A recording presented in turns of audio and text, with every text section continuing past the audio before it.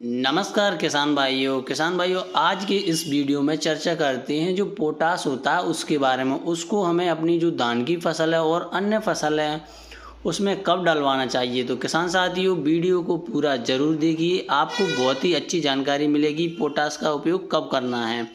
Potash तत्व का महत्व बहुत ज़्यादा होता है, मतलब कि पोटाश की जो इम्पोर्टेंस है वो हमारी फसलों में बहुत ज़्यादा हो जाती है। नाइट्रोजन, फास्फोरस और पोटाश ये तीनों बहुत ही मेजर पोषक तत्व होते हैं। किसी भी पौधे की जो ग्रोथ या बढ़वार होती है उसकी डेवलपमेंट के लिए पोटाश का बहुत ज़रूरी हो जाता है डालना। जिन किसान भाइयों ने धान रोपाई के समय एनपीके डाली है तो उन किसान भाइयों को पोटाश को दोबारा डालने की ज़रूरत नहीं पड़ती, क्योंकि एनपीके 12-32-16 में जो इसका 50 किलो का बैग होता है उसमें हमारी फसल को लगभग 8 से 10 किलोग्राम पोटाश मिल जाती है। जिन किसान साथियों ने धान के समय में डीएपी या फिर सिंगल सुपर फॉस्फेट खाद डाली है तो फिर हमें पोटाश डालने की ज़रूरत है किसान साथियों, क्योंकि पोटाश के इतने बेनिफिट होते हैं कि हमारी जो फसल होती है उसमें कई प्रकार के जो कीट लगते हैं और रोग आते हैं उनके चांस काफ़ी हद तक बहुत कम हो जाते हैं।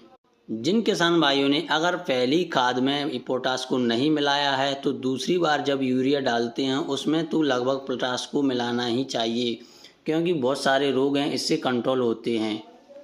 अगर उस टाइम पर भी नहीं डाल पाए तो किसान भाइयों पोटाश एक लिक्विड फॉर्म में भी आता है। जब हमारी धान की फसल लगभग 45 से 55 दिन के आसपास की हो गई है तो इस समय उसमें लिक्विड फॉर्मुलेशन में पोटाश को डालना है। किसी भी अच्छी कंपनी का जो लिक्विड फॉर्मुलेशन में पोटाश आता है उसको डलवा सकते हो। अगर आप चाहें तो इसके डोज की बात करें तो 200 ml प्रति एकड़ के हिसाब से आप अपना स्प्रे इसका अपनी फसलों में करा सकते हो।